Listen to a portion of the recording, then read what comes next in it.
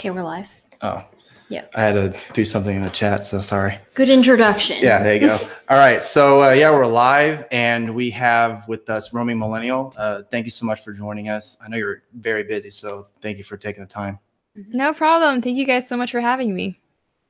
All right, so was I supposed to start? I was supposed to start, right? Yeah, you're supposed to start. Okay, so yeah, so we've been doing these half Asian live streams, and we had C-Milk and Winston on last time, and that was a good one. So not like the other ones weren't good, but I don't know what I'm talking about anymore. All right. Yeah, those other ones, those were garbage, but this last one, that was the good one. And this is going to be the best one. Exactly. How dare you? Everyone's going to be like, oh, how dare you? All right, anyway.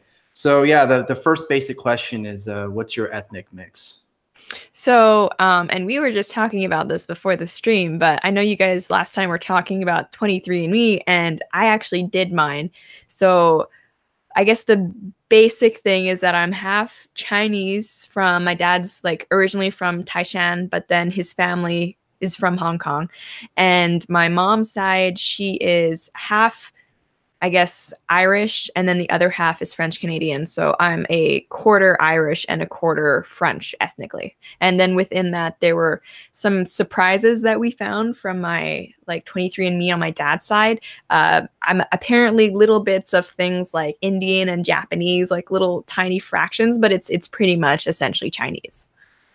So if you have Japanese in you, does that mean you're a huge fan of anime then? I don't know, because like so we went in just thinking my dad was, I mean, we suspected that he might be a little bit a mix of like other South Asians just because his facial features aren't quintessentially Chinese. But then we found out that was like is part Japanese, and we're part of like, oh, it's probably something related to a war, I'm guessing.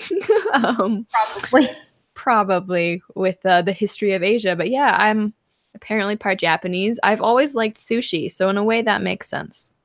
There you go. Yeah. Explain that. So one of our patrons wanted to ask, are you fluent in, is it on your dad's side, would it be Mandarin or Cantonese?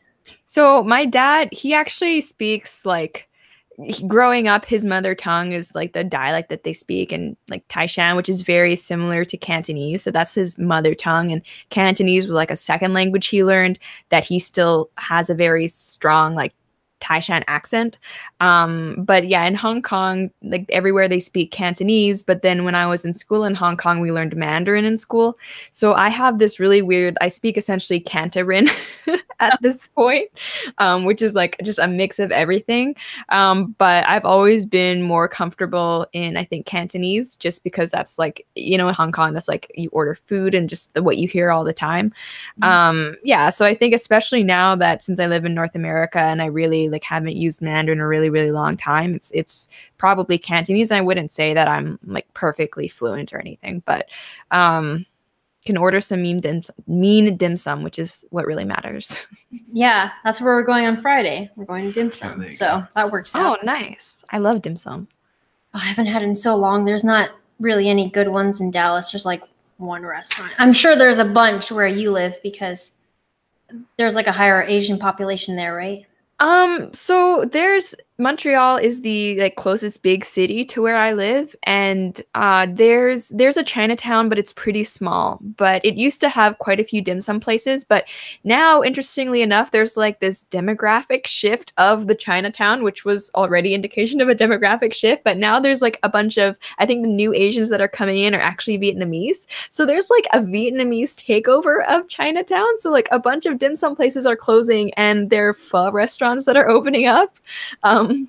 Yeah, so there's maybe one or two dim sum places that are left near me, but I haven't gone in a while here just because I don't much like downtown Montreal. But not this past summer, but the one before that, I was in Hong Kong with my parents, and the building they're in just downstairs, there's dim sum. So I was having dim sum like 3 times a week, and it was amazing. Gained a lot of weight.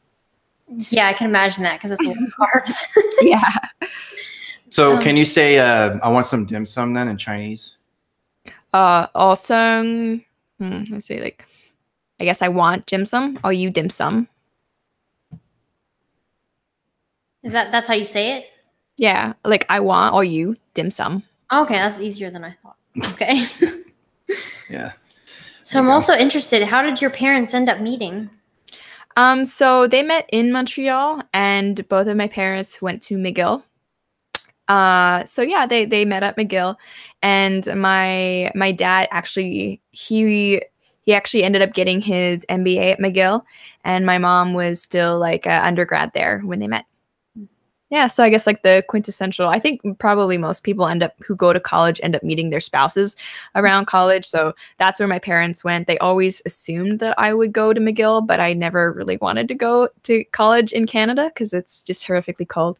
But yeah, it's a good school, and I think they both, like, especially since they met there, have like very positive associations with that school. Okay. Yeah, that's kind of similar to my parents' story. So both met in college. Yeah. So I know that we know that you've moved around a lot and lived in different countries. So can you tell us about all the different countries that you lived in and your experiences with them? Sure. So I moved to Hong Kong when I was like less than a year old, and then I grew up there, and I think we moved to Shanghai when I was maybe like 10 or something like that. And lived there for a little bit, then moved to Canada. And throughout that, like, we're keeping on going back to Hong Kong for like summer and stuff. Spent some time in Canada, then moved. I've also lived in London and Singapore. And I moved around a lot when I was a kid, and I also changed schools a lot when I was a kid. And then after, like, once I turned like 14 or 15, eventually my parents were like, this doesn't make sense. And I was like, I agree, it doesn't make sense to change schools this much, which is when I started doing like homeschooling independent study. So that's kind of how I finished high school. And yeah, I really appreciated being able to travel when I was a kid. I mean, parts were hard because it's like you have to be a new student and make new friends and stuff like that. But I don't know, I overall really appreciate having seen so many different cultures and stuff like that. And I think probably like the places that I feel most comfortable in would be Hong Kong, and I guess just generally North America, because I think like there's a lot of similarities between the US and Canada. So I would kind of like group them as the same, but I liked living in Europe, and I still love visiting Europe. I was there this past summer, but I wouldn't want to live there. I don't know. To me, that seems foreign to me. Like, yeah, Asia and North America, it's like home, but Europe, it's like, I like it, but there's definite culture shock. What's so foreign about it, in your opinion? I guess just the food was different. Everything. Yeah, it's just like living in a different world. Like the TV shows weren't what I was used to, and I don't know if this is all of Europe or just because we were in this like really small British town. But I remember when we first moved there, something that would happen is that our neighbors would just like come in our house. Like people would just come in our house, and like being from like North America and Hong Kong, like a stranger comes into your house, you're thinking like, okay, like home invasion. Yeah. But I don't know, they like the first time it happened to me, I was alone, and this guy came in, and I was like, because I'm like a kid and very polite and Canadian. So I was like, hello. And he was like, hi, are your parents here? And part of me wanted to freak out, but he was being so nonchalant and casual about it. I was like, is this okay? You seem to be very casual about this. And apparently, yeah, they just kind of, I mean, because I guess I might expect that from like my really close friend to just come in and like not even knock. But yeah, everyone was doing that there, and that was strange. And yeah, it's just, I thought, I guess, because Hong Kong was still a colony when I lived there. And I went to a British school when I was in Hong Kong when I was younger. And, there were tons of British expats. So and they speak English. So I assumed it would be very similar to what I was used to, like Canada and Hong Kong, both like, I guess, part of the Commonwealth. I just wasn't expecting how different it was. And, I guess everything is also older. They have those weird 2-sink things. Everything is smaller. I still love to visit, and everyone is super friendly there. I've overall had a very positive experience, but it's just, I have this distinct feeling of other while I'm there. Mm-hmm. Yeah, that makes sense. What's your favorite European country? Well, there's still so many European countries that I want to visit. Like I want to visit Greece, and I would like to visit Spain and Portugal. But of the ones that I've visited, I I mean, I guess it would probably be the UK because I didn't have I wasn't in France for a long time. I've just been there once, but I personally found that the stereotype is true and that they're very rude. Which, I mean, I don't mean to offend French people, but they're, you know, they're just, yeah, they're a little bit more short, especially because when we were there, I was with my mom and my grandma, and we were trying to speak French with them because we speak like Quebecois French. My mom's French Canadian. My grandmother, her mother tongue is French. So we were speaking French with them, but because our accents are the Quebec accent, I don't know if they thought we sounded like hillbillies or something, but they just they weren't very nice. I've never been to Paris though. We were just like outside. But yeah, I mean, I really liked the UK. I would still, like, any chance I would ever have to visit, absolutely go. And Ireland is also beautiful. That's where we were this summer, and that's where my fiance proposed. And it's just really beautiful. And Dublin is nice, but I think we spent a lot of time in County Cork, which is like the south of Ireland, where it's it's countryside and beaches and the ocean. It's really beautiful. How was it different growing up half Asian in Asia as opposed to growing up half Asian in like Canada or London? Yeah, well, I mean, so the thing with Hong Kong is that there's like, it's one of the places along with Singapore where there's like a lot of Eurasian people. Not a lot, but comparatively, like, it's pretty common. Like, when people hear like, oh, you're half Asian, it's not like, oh, it's just, you know, because there's been such a long history of like white people and Asian people living together. It's kind of like, oh, okay. So like, growing up, I wasn't the only Eurasian kid.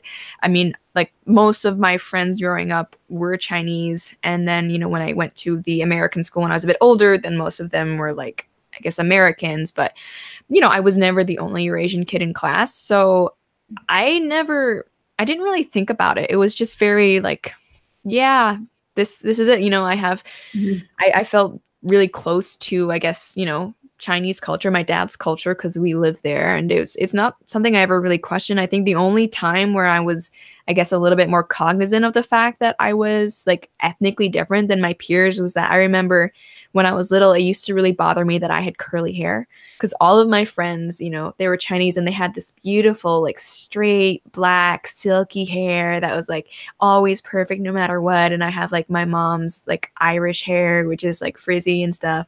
So I hated that. And weirdly enough, I was in like 4th grade and I got really jealous that I didn't have glasses, because all of my friends had glasses, because like a lot of Chinese people need glasses. So I actually made my mom get me fake glasses so I could fit in, because like I felt like such an outcast with my perfect vision.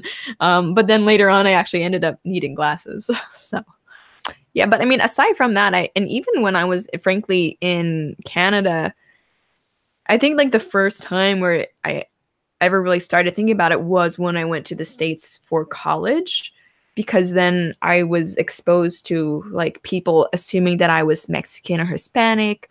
And, you know, then I had friends who were in like gender studies class and they were talking about like oppression and stuff like that. But before that, honestly, I don't know. It's not something that ever gave me much difficulty or reason to be conflicted with myself. And I know that's probably not representative of every person who's biracial, but I do think it is maybe because I had exposure to both sides of, I guess, my parents' heritage, right? You know, I wasn't completely shielded off from anything Western because I went to Western school, and I wasn't shielded off from anything Asian because we lived in Asia. So I had a pretty good balance.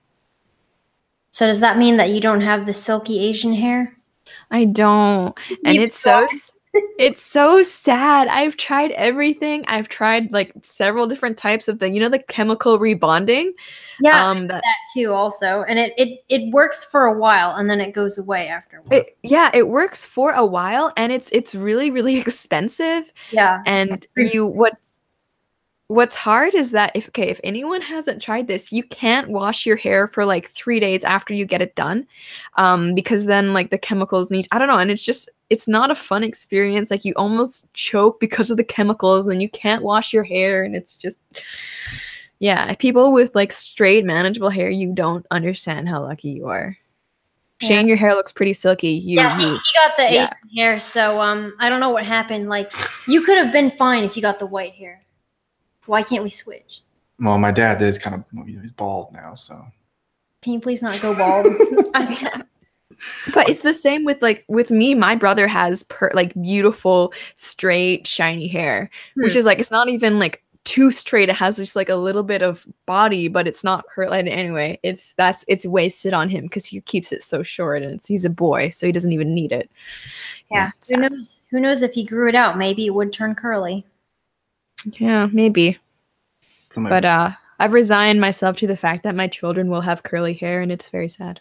That's how my brother's hair is. It's more curly. Yeah, my younger sister had like ringlets. We don't know where that came from, but probably like from 4th generation, maybe. Like yeah, we're like, wow, like nobody in our family has that. So that's so weird. I don't know. Is curly dominant or is straight dominant? I don't know. It feels like, I don't know. Like a lot of people say that the Asian gene would be dominant, but then it's like, why did I not get straight hair then? Your dad. Yeah. And is your hair, because your hair looks kind of like brown. Is that the natural color or? It's like dark brown. But okay. I've dyed over my hair so many times that I don't know what color it is now. Yeah. Not good. Yeah, same. Like my brother's hair is pretty much black, but my hair is like dark brown, but it's not red, but it has really warm undertones. It's weird. Yeah, that's how mine is too. Yeah. Jeez, talking about hair. Sorry. I don't do anything with my hair. I got nice hair like my grandpa. I wish I had not done anything with my hair, to be honest. Yeah. Anyway. So yeah, talking about your parents, like how were they raising you? Were they strict or were they kind of more laid back? Well, I used to think that my parents were super laid back but that was in comparison to my Asian friends. And then I moved to Canada, and now I realize that my parents were not that laid back. It's just like in comparison to the like quintessential Asian parents, they're pretty laid back. But I think when compared to how most Western children were raised, not that laid back. Like I know, like I would never have even imagined being disrespectful to my parents, and certainly not imagined getting away with it. There was always a lot of like expectations around studying and my grades and things like that, as well as just, you know, I'm expected to spend time with my family. I'm expected to contribute to the house. So I guess I wouldn't say they were strict, but it's just like there was like a lot of, it's understood that, you know, when you're in the family, it's like you're part of a unit. And so you have to contribute within that. And yeah, so I mean, I don't know about with you guys though, if you found that like it was true that your Asian parent was more strict than your Western parent, or how was it for you? Was your dad more strict or your mom? I feel like for me, because I'm a girl and I was always the good one anyway, my dad was more lenient with me than my brother, but to be fair, that's because I never did anything wrong. So that's how I feel about myself too. I'm like, well, I never did anything wrong, so that's why my brother got all the yeah, exactly. Yeah, exactly. I was the complete opposite. I was a terrible kid. Aw. So you're a troublemaker? Well, especially during my teenage years, I was a piece of shit. Oh, okay.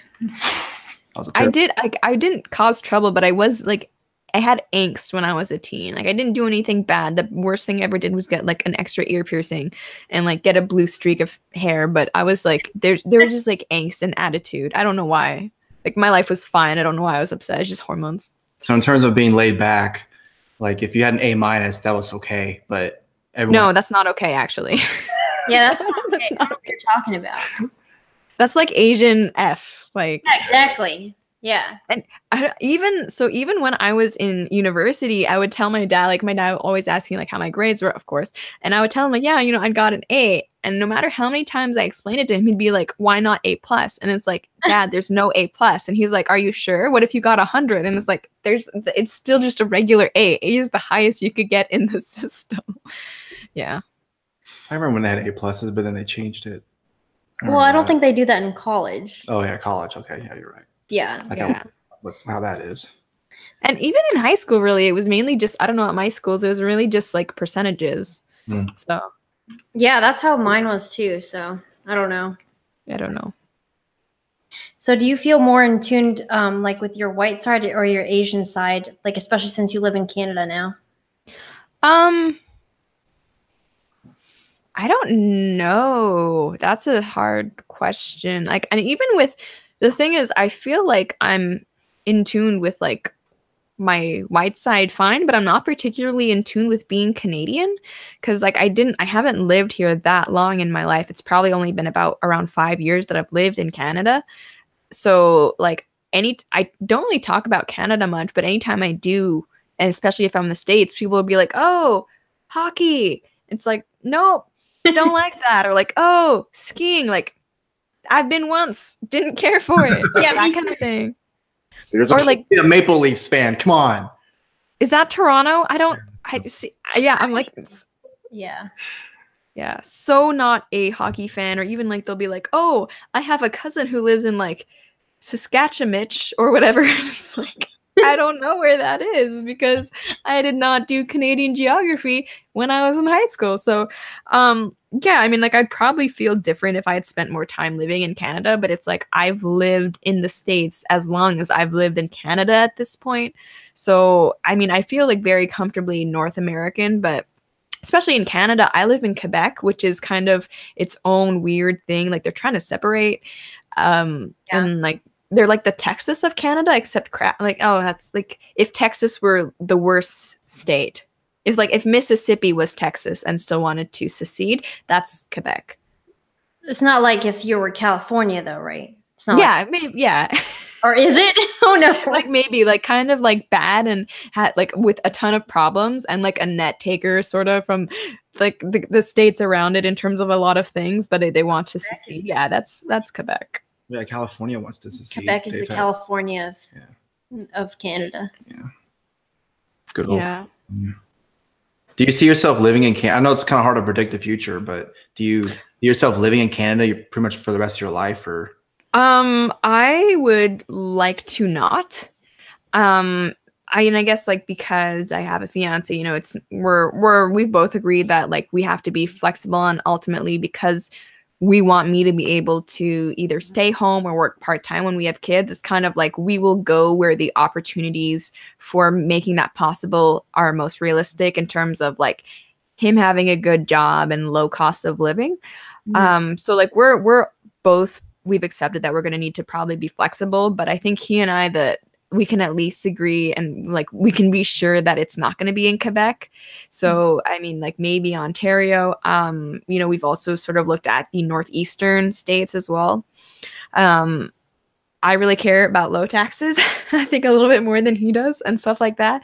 But I would rather live in the States for a bunch of different reasons. He's never lived in the States before, and he hasn't really spent that much time in the States. So I'm trying to like win him over, be like, look how much more freedom is in the air. Look how much lower the taxes are. Look how much bigger our house could be if it's in Texas. Stuff like that.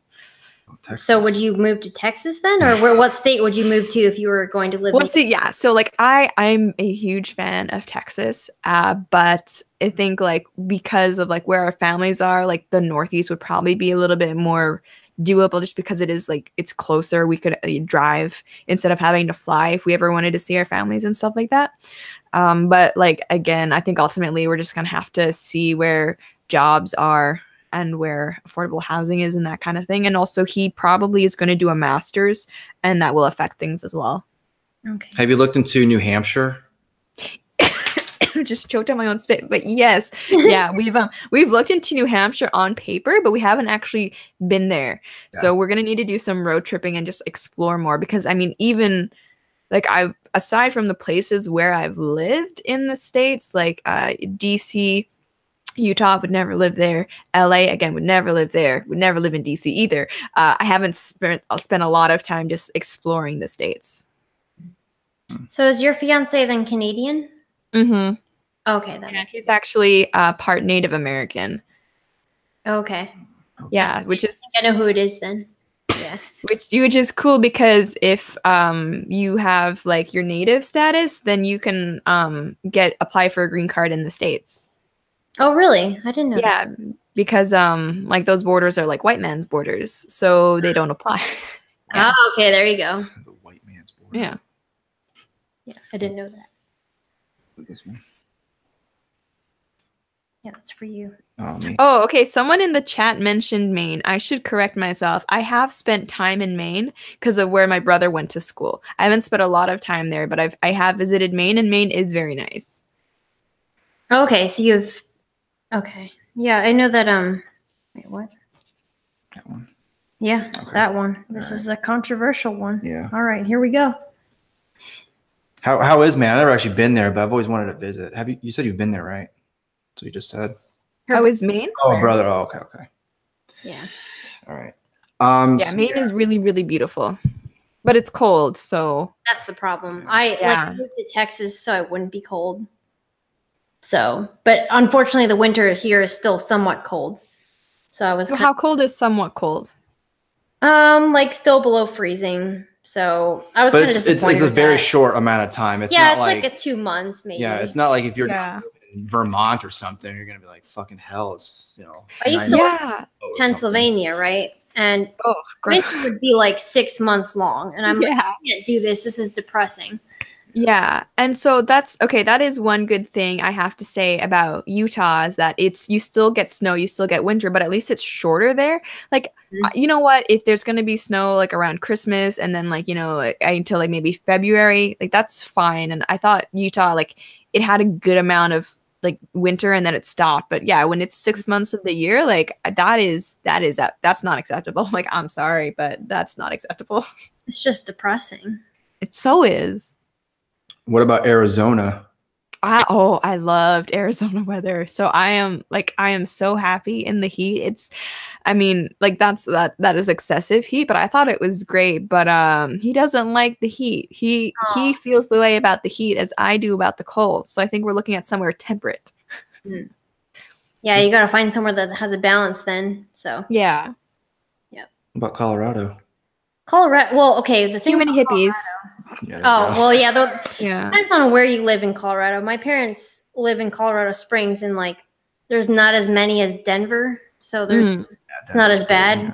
Because I've been to Denver, and I'm like, I don't want to go out at night on the street. Like, I'm sorry, but it's just safe. But yeah. So like the weather's pretty temperate there.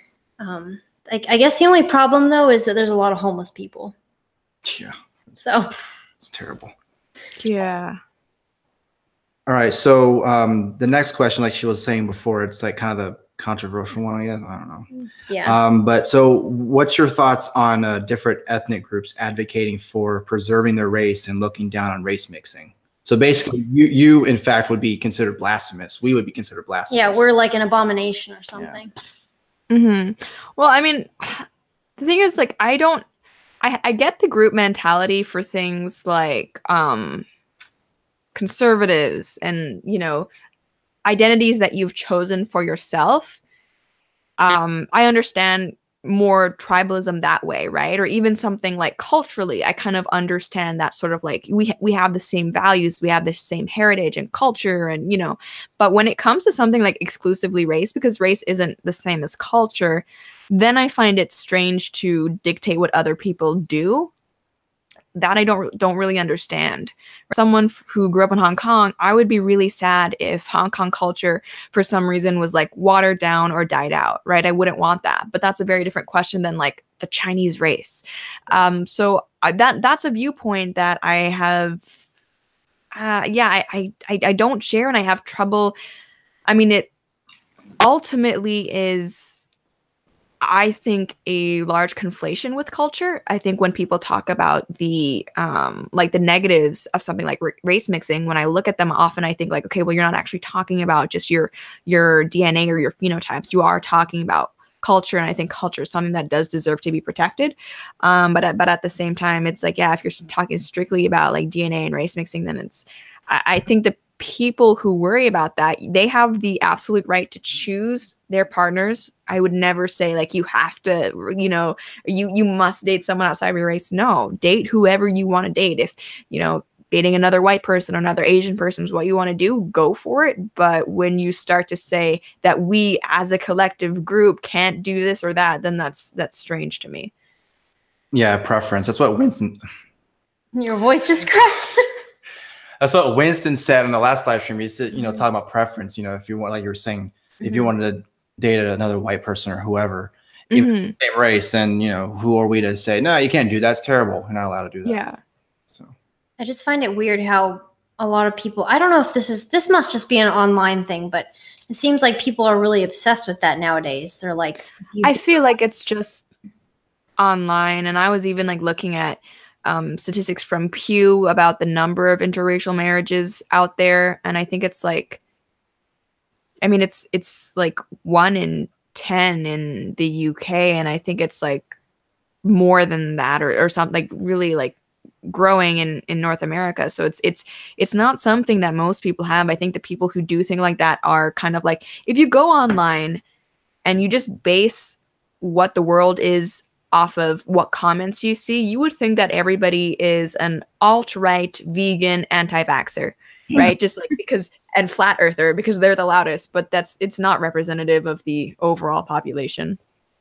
Yeah, they just seem to be the loudest, I guess. Exactly, yeah. The flat earthers have some good raps, though. What? Yeah, they have some good raps for, to talk about flat earth. There's some good rap music about flat earth. Okay, I didn't know that. I don't want to know. Anyway. So I keep seeing all these comments. This is also an online thing, but how do you feel about the leftists who constantly either call you a white supremacist or like a token Asian?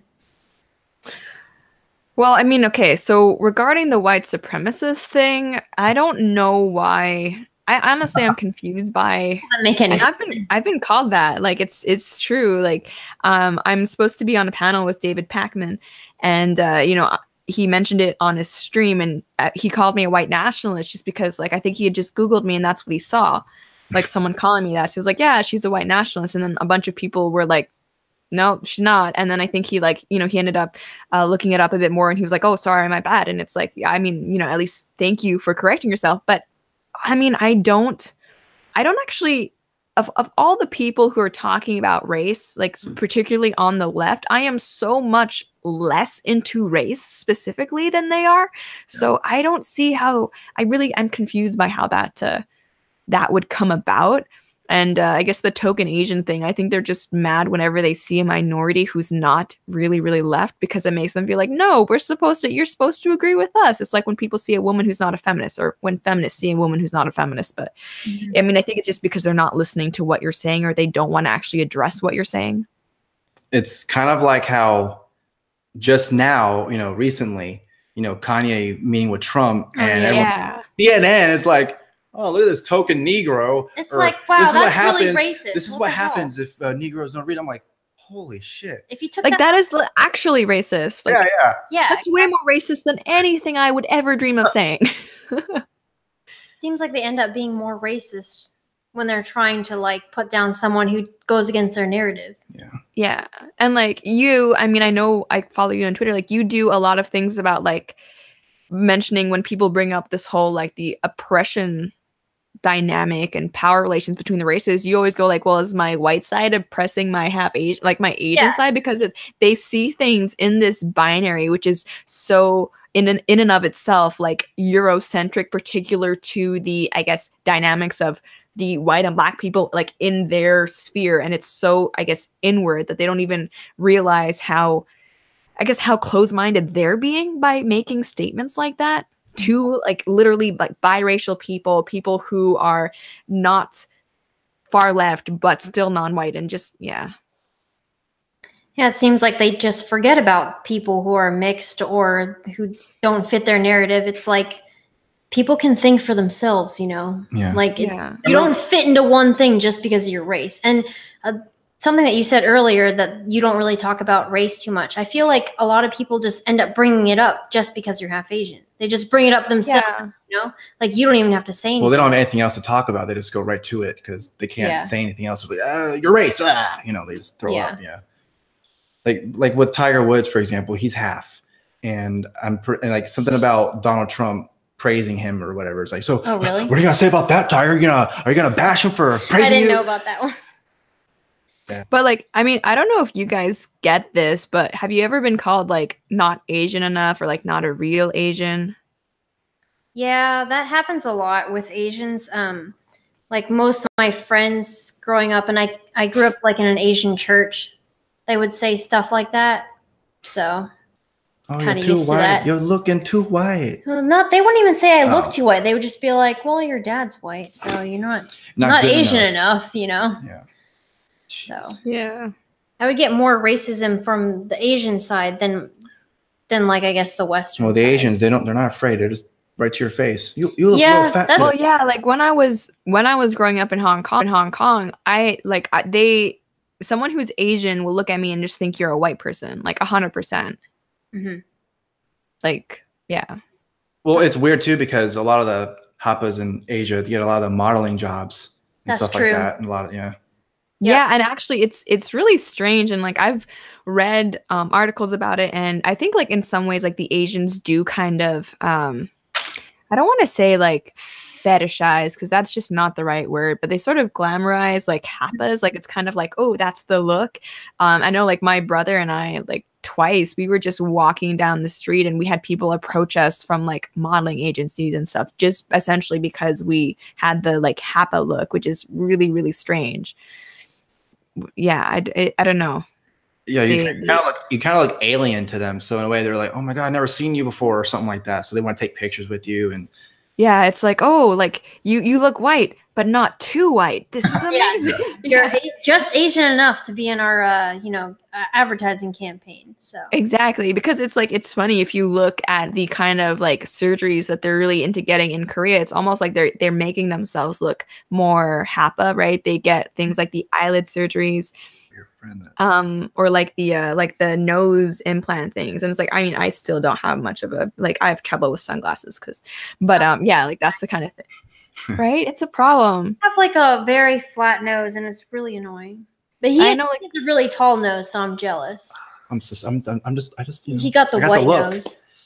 Well, that's lucky because I don't like when I got LASIK, so it doesn't really happen. But my eyelashes used to hit my glasses because it was too close to my face. Like I didn't have enough of a. Sorry?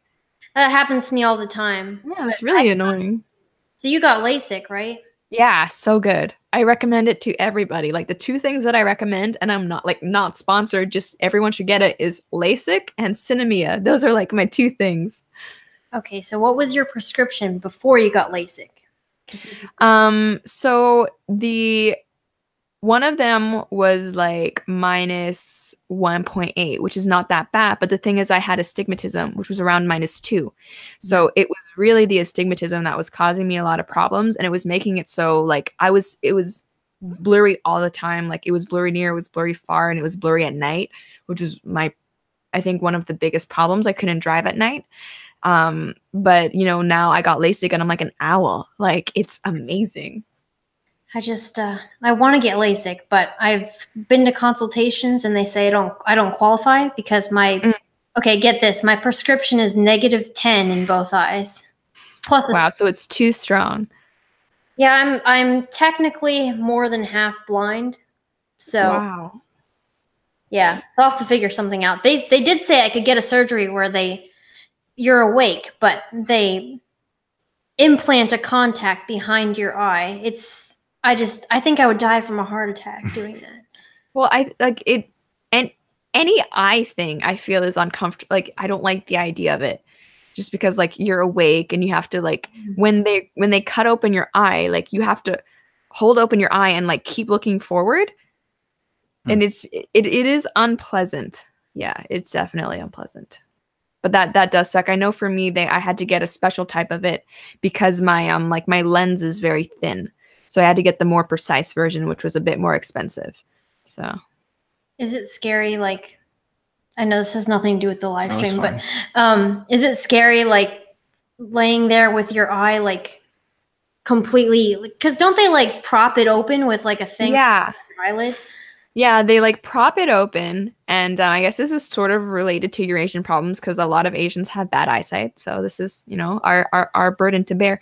But so yeah, they prop your eyeball open, and they like give you numbing drops, which the numbing drops hurt, by the way, as they're putting you in, and then you have to keep staring straight, or else like, because you need to keep your eyes still, which is the scariest like 10 seconds of my life. But I could smell burning as the surgery was happening because they slice open. Wow. Yeah, no, I could smell it. Oh my God. But I mean, it takes like you're in there for 10 minutes. It's really fast and it's all done by a machine.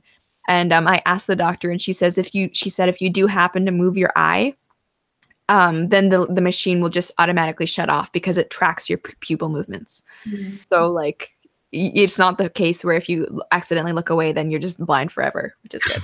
It slices your eye open Oh, or that would- something. I don't know. I just, yeah, that just Yeah. freaked me out. Jeez, But- I couldn't imagine doing that.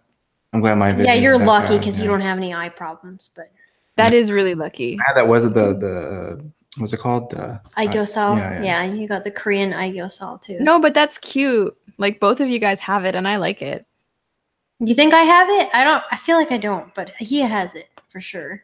I feel like both of you do, but I like it. Like sometimes when I do my makeup, like I like kind of accentuate that because I don't have that. I just have like the regular dark circles, which is not the same look. It's totally different look, not as cute. Yeah. Where were we on here? I think this one here. Okay, go ahead. All right. So, what do you think about the other half Asians who go online, and I'm sure you know where I'm going with this, and get angry about white men dating their women, also known as the Hapa subreddit? I believe I am familiar with Yeah. that group of people. It's really weird. It's weird. And I don't know because I know other half Asians, IRL, ones that grew up with me in Asia. And I even know a couple of them from like North America. And we seem to be fine, happy, like well-adjusted people. So I don't know. Like, again, it's like that. There seems to be, I guess, a resentment for the white men for being predatory and like weirdos with some yellow fever fetish, and then resentment for the mothers for being, I guess, like whores or whatever, who are just, you know, into white guys and who don't want to date their own race. But I mean, that kind of thing really bothered me because the assumption that if you're Asian, that the mom is Asian and the dad is white, like, yeah, that's most of it, but that's not, like, mine's the opposite. So I don't know. But I mean, yeah, it's just, I think it's overgeneralizing. And I think it probably stems from problems with your own parents, right? I mean, otherwise, why would you think that about your own dad? That's two really negative stereotypes to put on both of your parents. I don't know. It's really, really, really strange to me, and I think they don't represent most of us. Yeah. And a lot of people that do that, they're doing it online, obviously, and they're doing it behind a mask. So who even knows? If I mean, for all we know, it could be just some fat white dude talking. I'm gonna talk shit about half Asians because they have nothing else to do because they're all losers. Yeah. Right. Yeah. So yeah. That's the problem with online. You never really know. Right. And the thing is, I used to think the idea of people like pretending to be someone else just online was crazy. But I mean, they've like done exposés over like people doing fake like walk away stories or stuff like that. And people really do just pose as like, I mean, even I myself a couple times, there would be this like super alt-right comment on Twitter, and then I'd click it. And then if you scroll down the person's profile page, they're actually this huge SJW. And they're just like, wow, controlled opposition. And people actually do stuff like that. There are trolls who have, I guess, nothing better to do, so they do weird things like that. And yeah, I mean, for all we know, some of those people are actually just white people who are trying to discourage future people from race mixing. It's strange. I wouldn't put it past them. So when you cook, do you cook mostly Asian food or like Western food, or what type of cuisines do you cook? I like cooking mostly Asian food. I cook a lot of either Chinese or Thai food mostly, and I've gotten really into poke bowls as well, just because like they're really easy. I like cooking Western food a lot too, but I'm into a lot. Like I like a lot of spices in my food, not necessarily spicy, like in terms of like heat, but I like a lot of spices. So I cook mainly, I think, Asian food. Yeah, and also I eat mainly Asian food as well. What would you consider your specialty then? I make really, really, really good larp gai, and I make really, really good like Thai green curry. I've taken several Thai cooking classes with my mom. Pretty big deal. And from my dad, like I learned how to make his Guilin chili crab, which is really, really good. Sounds really good. Yeah, it's really good. And let's see what else. Also, grilled cuttlefish is probably one of my favorite dishes, just with like soy sauce and sesame seed oil. Yeah. Guess we'll have to come over because that sounds really good. Yeah. I mean, and I guess it must be hard for you guys if there's not a lot of Asian groceries in Texas. That's the thing, though. People like think that Texas is not very diverse, but in Dallas, where we live, there's like a huge Asian population. So we have like Japanese stores and Korean stores and a couple of Thai stores. So we can pretty much get anything we want here. Yeah, pretty much. So I cook like a balance between like Asian or I guess like Western food. So. Mm-hmm. Well, that's good because I know when I was in university in Utah, there really wasn't like an Asian grocery store. I mean, there was one that was it had like Shin Cup and Yeah, I don't know, like Lee Kum Kee, and that was like pretty much it. But it was like really, really depressing. And you know, if I wanted actual good stuff, I had to go like to Salt Lake, and even then, it's not that great. But yeah, I got a pressure cooker for my birthday, so I'm starting to explore more like. The whites love the pressure cookers. So I've been cooking more like right. Yeah. Sorry? Is that like a French thing? I've heard a lot of French recipes. Well, yeah, it's like a slow cooker that cooks really fast, so you can make fall off the bone stew kind of meat in like 30 minutes. It's pretty cool. Yeah. It was a really good present. Yeah. I heard weird stories about that though, like I'm scared of pressure cookers because I've heard of it blowing up before. So, well, yeah, you can make bombs with them. Is the thing. That's like a pressure cooker bomb it's a real thing. And it is kind of scary because like if you try to open it before the steam is released or the pressure subsides, I mean, I don't know it's not good. What would happen is, yeah. I guess you don't want to. I mean, I don't want to find out. Yeah. Have you tried cooking anything and it just turned to a complete disaster? Well, the first time I tried cooking with it, it's because when you're used to like making soup or a stew with like just a regular pot on the stove, I think you don't realize how much water evaporates, because the first time I tried a recipe in the pressure cooker, it was so mushy and just watery because yeah, the end result of what you get cooking a soup or anything, it's so much water has boiled off. So like I had to adjust, like I had to put in more spices. I put in less water because I didn't realize how much water would be kept in. So I had to adjust. Yeah. At least no horror stories like something setting on fire or blowing up. So that's good. No, thankfully, no. Had that before? Something set on fire? No, but my brother did once. He didn't know whether to put the noodles in or the water in first when he was boiling spaghetti. Oh my god, that's like the easiest thing to make. Yeah. Spaghetti. So. Yeah. Okay, so I wanted to ask you another question that it was a while ago. I don't remember exactly what the tweet was about. This is like completely random. Yeah, it's completely random. Sorry, but so. You said something that I personally was offended by, where you said that. You were offended. Yeah, I was extremely offended. Where you said that Breaking Bad was boring. Yeah. And so I agree. By the way, I wanted to jump off a cliff after you said that. I was like, oh, come on now. But okay. Anyway, no, go ahead. I love the concept of Breaking Bad. Like because I love oh my gosh, what's his name? The main character, the actor. Walter White. Yeah. His actor. I really like him. Bryan Cranston. Yeah, Bryan Cranston. Huge Bryan Cranston fan. Have been since Malcolm in the Middle. Yeah. And so when the seasons had already gone up to like, there's like already 3 or something out. So I started when there was already this huge, essentially cult following. And I heard the premise and I was like, oh, that's edgy. That's cool. I was like, I'm going to, get into it. And I was like watching the first few episodes and I was like, this is kind of boring. And then I had friends like, oh no, it gets really good. It gets really good. It's like, okay, I'll watch more. And like, I watched the entire season. I was like, it's like I was expecting something exciting to happen, but that thing never happened. And then people get like, oh no, it gets so good. So then I watched also all of season 2.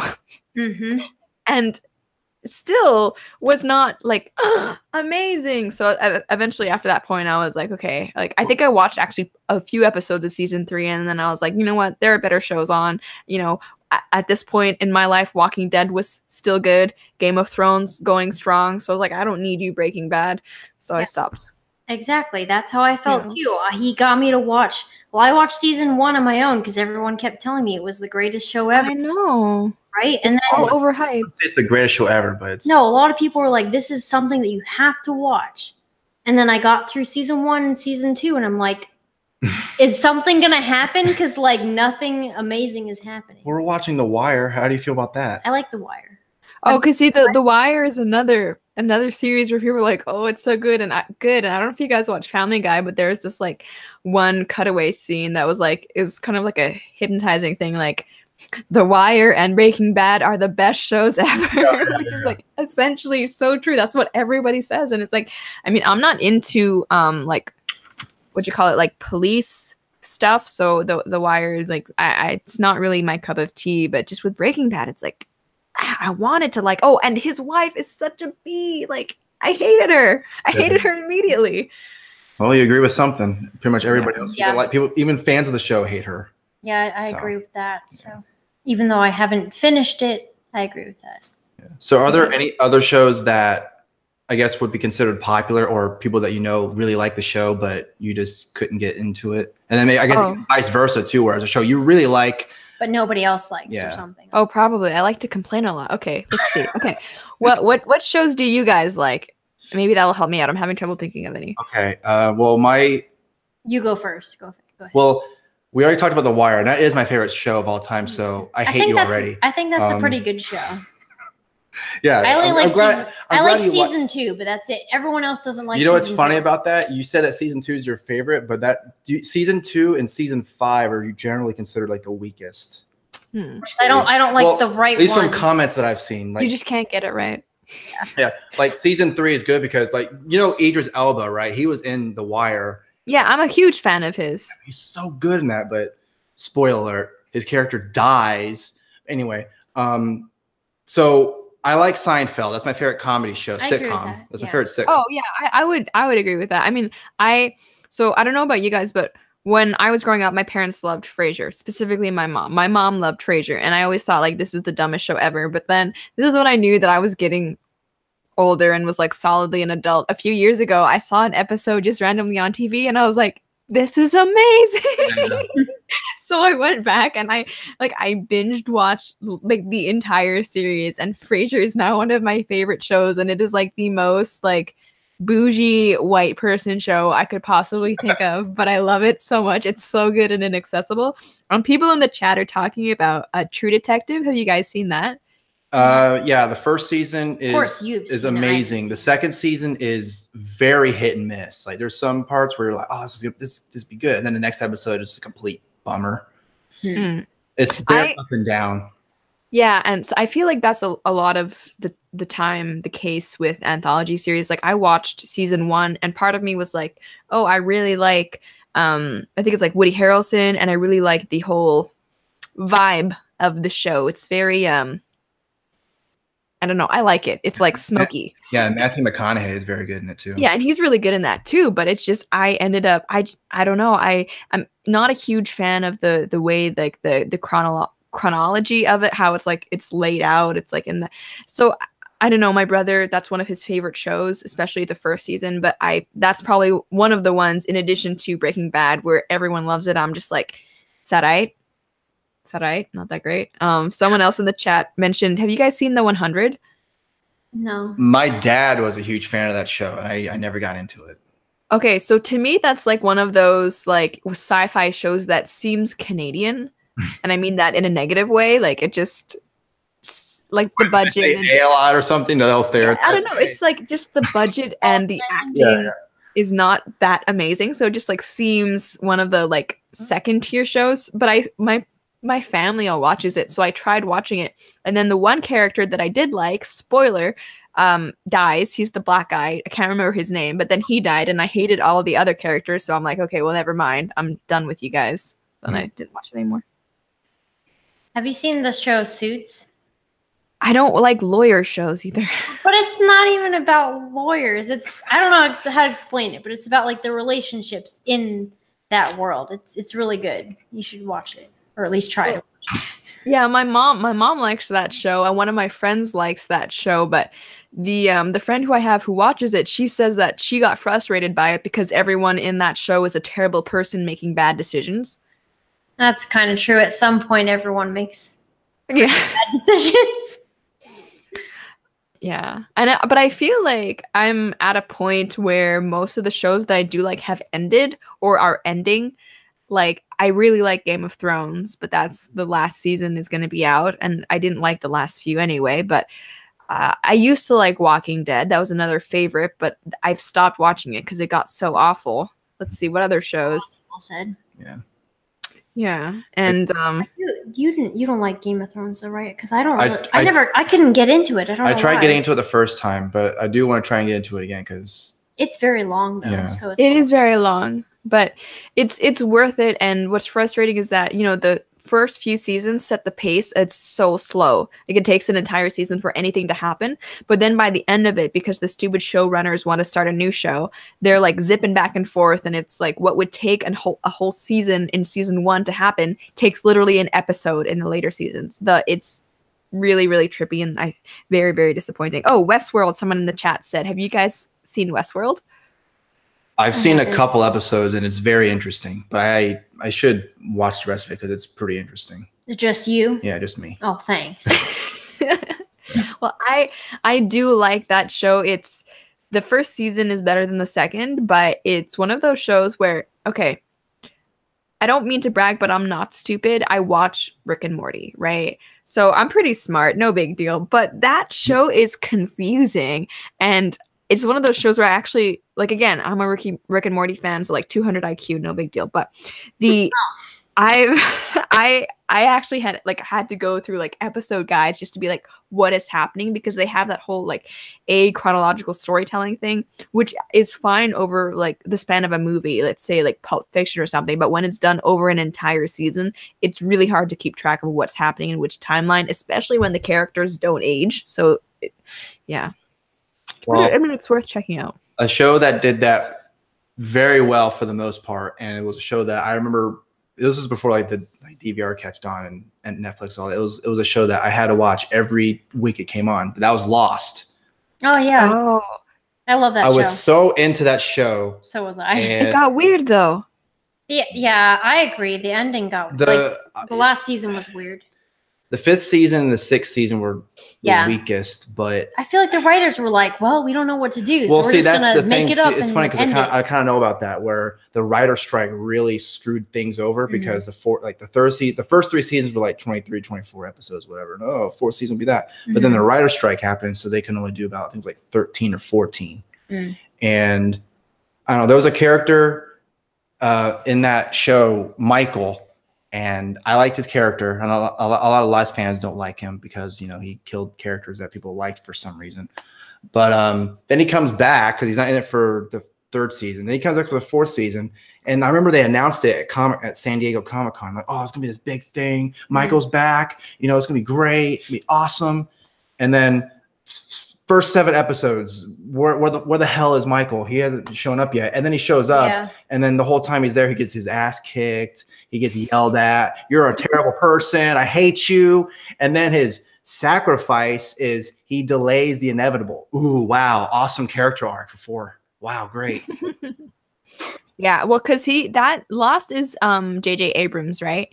And I feel like all of J.J. Abrams' shows, they start off amazing and they're such a strong concept, but then he leaves and like things just go to crap. Because I really liked Alias, and I still like Alias. That's like a really old show, I guess, by today's standard. But again, like the final seasons got weird. Same thing with Fringe. Really liked that show. It was like a modern X-Files, but then it got weird, like multiple realities, alternate universe. It got weird. So that's always disappointing. Yeah, I think some people can probably, for Lost at least, you can kind of pinpoint Damon Lindelof because a lot of people blame him for, you know, like Prometheus and Lost. Yeah. Oh, Prometheus that made me angry, that movie. It was unnecessary.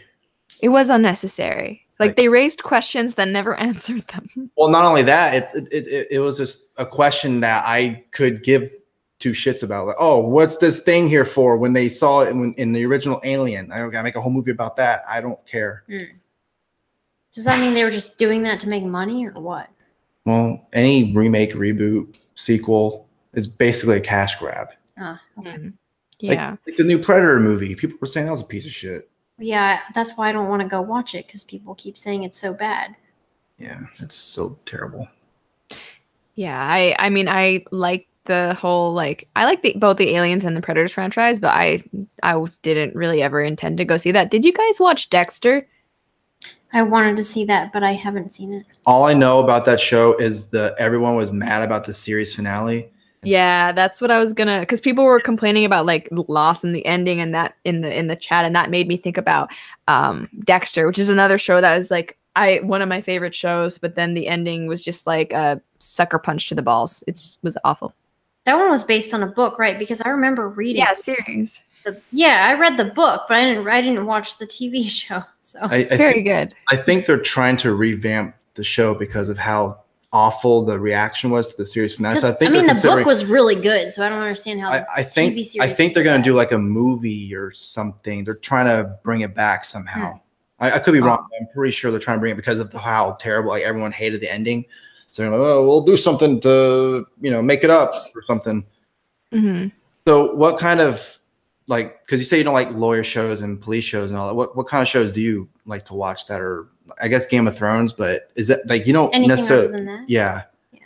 No, that's the only show I know. Not far from it actually, but I really in terms of comedy, I like Veep. I don't know if you guys know that show. It's on HBO. It has Julia Louis-Dreyfus. Yeah, I know of the show, but I've never seen it. Yeah. Yeah, so Elaine, if people don't know, Elaine from Seinfeld is the vice president in that show, and it is so funny. It is so funny, and it's the perfect mix of politics and humor. And what's great about it is it's about politicians, but it's not really about politics. It's just about them incompetently trying to navigate staying in power and getting things done.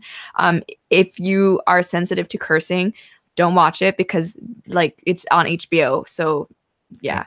But it's really, really good. And the final season is supposed to be coming out, I think, next year. And it's by this director, I think, Armando Iannucci.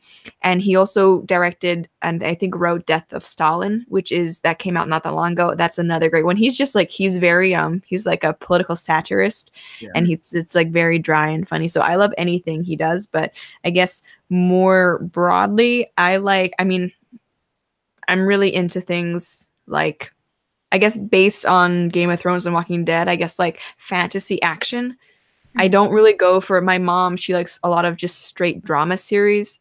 I don't think I'm as into those. And she also watches a lot of stuff where people are in the past in England and have bonnets. I've noticed I feel anytime that's what she's watching, just different shows like that. I'm also not so much into that. Yeah. But it's I feel nowadays all TV is either cops or doctors or lawyers, and I'm not into any of those. Yeah, I didn't think I'd be into The Wire, but it's actually not bad. Yeah, so I was kind of worried. He got me into that because the first season I was like, okay, this is about cops. I don't know if I can get into this, but yeah. Oh, have you guys seen Brooklyn Nine-Nine? Oh man, I haven't. No. Wow, we're doing great. Yeah, every show she asked you, have you seen it? I'm trying to build something, guys. No, but it's pretty good. Because did you guys like The Office? I liked it. You didn't like it, right? You didn't like it, but I liked it. It's okay. Okay, well, if you didn't like The Office because you thought it was too slapstick, you're not gonna like Brooklyn Nine-Nine. If you didn't like The Office because you thought it was not slapstick enough, you might like Brooklyn Nine-Nine. So, yeah. I thought it was okay. I watched 3 seasons of it.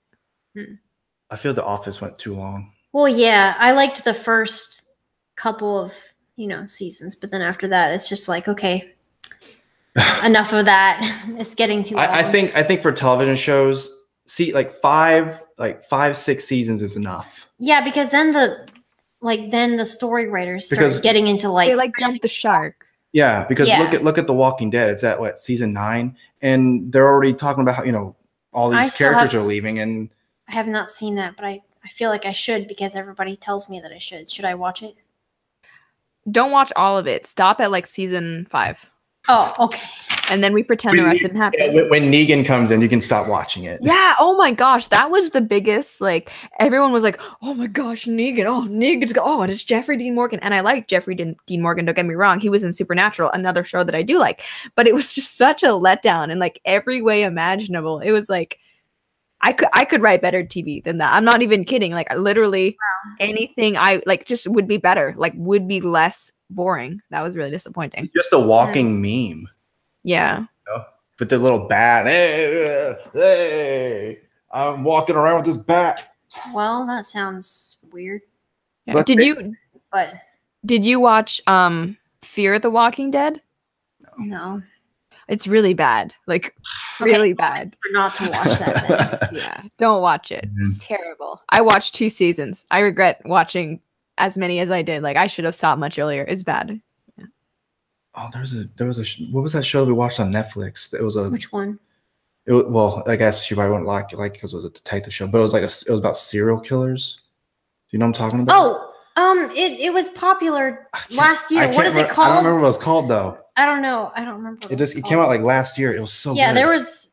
There was a show. I don't remember what it is, but it was about like serial killers, and now I don't remember. Oh man, I can't. Does anyone in the I chat don't even know know what why I'm I talking mentioned about? it, but I just thought about Serial killers plural? Yeah, because Yeah, he was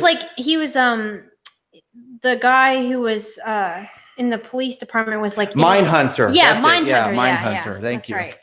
Oh, yeah, I know people who did watch that. And then one day I heard that it was about cops. I like lost interest. Saying that, like you probably wouldn't like it about cops, but It's actually not bad because I don't really care about shows with cops either, but it wasn't bad. yeah, I don't know. I find that stuff kind of interesting because he interviews I a thought you whole hate the bunch of. cops. Well, anyway, he interviews a whole bunch of like serial killers and stuff. And Well, that's the funny thing because I love serial killers. Like I don't like cops, but I'm interested. There's That's a good better. quote. I'm I love interested. I love serial killers. Yeah, I'm interested in serial killers. Like I loved Dexter, and I watched Hannibal, and I loved like Making a Murderer, and I watched a whole bunch of true crime stuff Yeah, because like I find it interesting. So I mean, I guess like maybe I should give that another shot, depending on the angle, which it's. Because if it's kind of centered around hunting for serial killers, maybe that's because I just don't like the whole like cop drama setup where it's like,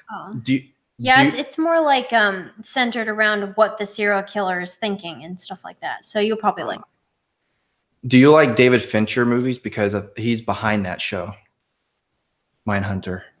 What movies has he done? The Social Network, Benjamin Button, okay. Fight Club, Seven.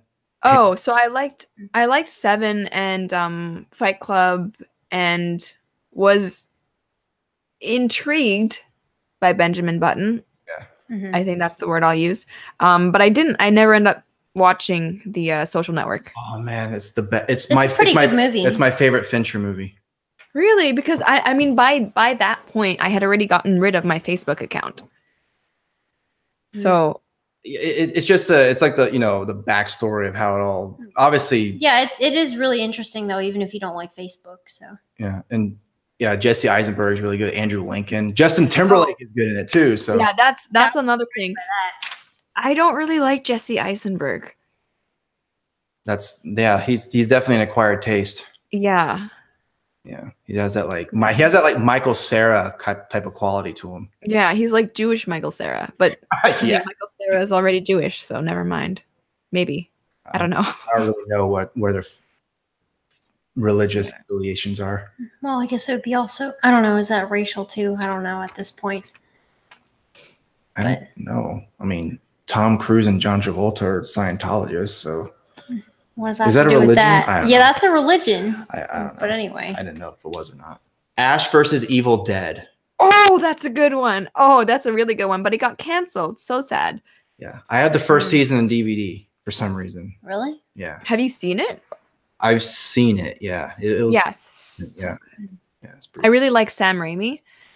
He does really. I mean, I didn't really like the Spider-Man like franchise that he did, but that's just because I'm not that into it. But I mean, I really like his stuff with the original Evil Dead series. And I don't know if you've seen Drag Me to Hell, but that's another horror movie he did, and it's really good. And what I find so funny about Sam Raimi is like any horror movie he does, if you watch this, you'll notice he always has gross stuff going into people's mouths. Like that's like obviously a thing with him. And there's like any Sam Raimi movie, there's gonna be like blood going into your mouth or gross demon juice going into your mouth, or like it's a theme with him. I don't know if I want to see that. What about like you know, the finger guns? Is there any of that? In yeah. Like and it's like Sam Raimi, like I feel like he's kind of a troll, because even Drag Me to Hell, it's kind of like a horror comedy. Like it's a little bit of a troll movie. It's pretty funny. What about that one? I think it was Joss Whedon. I think it was like a horror comedy. It was kind of, what is it called? You know? I'm not sure. Cabin in the Woods. Yeah, that's it. Yeah. I mean, you know what's funny about that movie is seeing Chris Hemsworth in it. And and then the movie 30 minutes after. It's so funny. Yeah. That was a troll of a movie, which is, I didn't really like it that much, but overall I really like Joss Whedon. Like I don't know if you guys watched Buffy and Angel, but I was huge into that when I was younger. Yeah, I remember when I was young, I was mostly watching cartoons, obviously, but my favorite cartoon back in the day was Rocko's Modern Life. Oh yeah. I like that show and all that, and Ren and Stimpy. Even though some people think it's gross, which it is, but yeah, I thought that was a gross show, just visually unpleasant for the eyes. I don't know, that show's so funny, especially knowing that Billy West Fry did the voice of the cat Stimpy, I think it was. I can't remember now. But, I don't know. Yeah, you don't even know what I'm talking about. Sorry, my sister was younger, so I watched a bunch of like really, really young people shows. Like Blue's Clues? I love that show. I could watch that show right now and still have a fun time. It's like Blue's Clues right over there behind you. Okay, you know what actually is a pretty good show? And I'm not even saying this ironically. My Little Pony. Like, it's pretty good. Are you gonna go to any of those? Are you gonna go to any Brony cons? Well, I mean, I feel like now it's a kind of like Adventure Time. It's kind of like a hipster thing to like it, but just especially the first few seasons, like they're actually like they're pretty good. Just no irony. They are quite good. And then like I think they got in trouble over this, but for a while there was this one pony called Derpy Hooves who was kind of like retarded. Oh no. And she was like cross-eyed and would like fly like. Anyway, that was like not politically correct. I don't know if she's still a thing anymore, but it was a pretty great show. You have to represent everybody. Yeah, you got to represent retarded diversity, too. But not that kind of diversity. Oh, okay. Sorry. It's got to be positive, I guess. I don't know. Okay, someone in the chat says that the creator of Ren and Stimpy was caught sleeping with underage girls. I don't know if that's true, but just thought I would ruin your childhood a little bit for you there. I mean, come on. When I was a kid, how am I supposed to know all that stuff? Childhood ruined. Yeah, I know, right? But yeah, Rocko's Modern Life was my show back in the day. I never knew about it, which is weird because I'm only like 3 years younger than you, so I feel like I should know. I don't know. Well, you say you like comedy, so what about any stand-up comics? Oh, so I really like Nate Bargatze, and he's done a Comedy Central special, and he has, if you guys have Netflix, he has a episode like just of his stand-up on, I think the show is called The Stand-Ups. Let me check. There are like 6 of them, right? Or they're like separated, or like each episode, right? Like yeah, so it's like one of them was Dan Soder, I think. Yeah, so each episode is a different. Let me see. Yeah, The Stand-Ups is what it's called. So in season 2, he has his own episode. Nate Bargatze, watch it. He's so funny. And another person who I really like, I don't think he's come out with anything new, is like Gabriel Iglesias. Oh yeah. Yeah, he was like one of my all-time favorite guys. And I think the thing I watched most recently and really enjoyed was Ricky Gervais's Humanity. Oh, I still haven't seen that. Like that is like, I tend not to watch because I feel like with comedians there's like no middle ground for just the swearing and the vulgarity, right? It's like it's especially with female comics. For some reason, they just like really like lay it on thick about their. Do it too. Yeah, it's like a Yeah. something. Yeah, exactly. So I usually tend to go for like on the like less gross side of things, which is why I like Nate Bargatze and Gabriel Iglesias. But Ricky Gervais, like I think he's more of like the middle ground, weirdly enough, because he's still like pretty like don't watch around kids. But I don't know. It's because the last person I saw do stand up was I was just watching random episodes of that show, the stand-ups, and there was this one female comedian who I don't remember, and it was just really, really gross listening to. But yeah, I was sick when I watched Ricky Gervais's thing, and I felt like crap, and I was still actively laughing out loud because it was that good. And I've watched it another time since, and it's still really good. So I do want to watch Joe Rogan's new Oh, that yeah, just yeah. came out. I heard some good things. So it is like, so I hadn't seen it. I'd never seen Joe Rogan do stand up, but I watched it the other day, and I was like pleasantly surprised. It's pretty funny, and especially since, I mean, people might be mad at me, but I watched one of Bill Burr's routines because I hadn't seen it, and people talk a lot about him, and I didn't laugh at all. which one? Oh, I don't know which one, but I think it was his newest one. Okay, yeah, that makes sense. His newest one's definitely, I think, his weakest. Oh, really? Okay, yeah, because I like his old stuff. People are, I think he's probably one of the biggest comedians right now, but I don't know. So maybe I just need to watch his older stuff. But I thought Joe Rogan was way funnier than he was. Yeah, I like with Bill Burr, I feel like his most recent one, and even the one before that, I can't remember what it was called now, but yeah, that I think it's called the most recent one was like Walk Your Way Out or something like that. Yeah, it felt like he was restraining himself a lot. I for some reason I kept feeling like I know you want to go more than this, but you're restraining because the audience, I guess, you're catering to now. I'm not really sure because his older stuff, he's really like, I feel like that's him, like his first one. What is it called? Like, why do I do this? Hilarious. Let It Go, great. You know, I can't remember what the other ones are. But all like the first three are his best, and then his three Netflix specials. The first Netflix special they did was the best one. Then the other two were kind of eh. And his last one is like the worst one by far. Oh, do you guys watch Fresh Off the Boat? No, but I've heard of it. Is it? Yeah. Constance Wu, your favorite lady. Oh yeah. So I love that show. That is like, that was, I mean, I don't know. I don't think it's still going on. I'm not sure, but I loved that show. On Fridays. Sorry? It's on Fridays now, TGIF. Okay, yeah. It's really good. If anyone hasn't seen it, I recommend watching it. But so one of the writers, Ali Wong, has stand up, and that's on Netflix. And so I was I haven't seen it, but I heard she's pretty good. Yeah, so I was excited to watch it, and especially when I heard, from one of the writers of like Fresh Off the Boat. I love that show.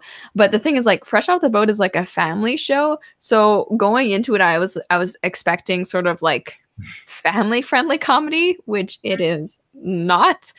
It's not at all. But for a female comedian, and I sound sexist with that disclaimer, but seriously, for a female comedian, she's very good. I thought it was funny. And she's also pregnant. And then the next one. Why does that make it funnier? I don't know. Well, the first one that she's pregnant, and then the second one, she's pregnant again. So with the third one, she's gonna have to be pregnant again. So each one. To like keep it consistent. Yeah. Okay.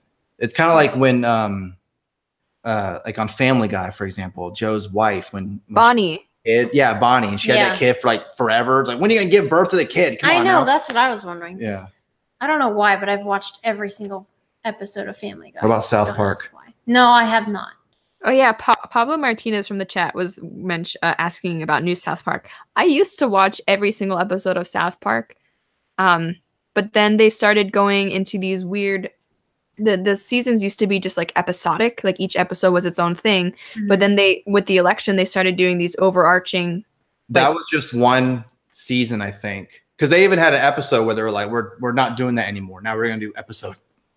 Okay, yeah, because that's when I stopped watching it, because I didn't enjoy that, and since then I haven't watched it at all. But I feel like, yeah, I've heard people say that they've gone back to how they used to do things, so I feel like now maybe I have episodes to catch up on, because that used to be one of my favorite shows.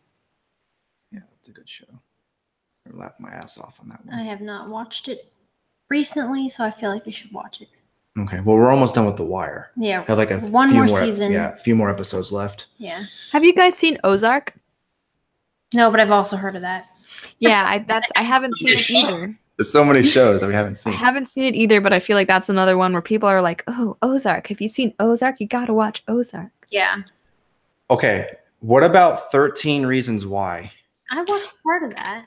Okay, so being a teenage girl at the time, I read the book, and I liked the book, but even like as a teenager reading the book, I even felt like, wow, this presents some problematic interpretations of suicide.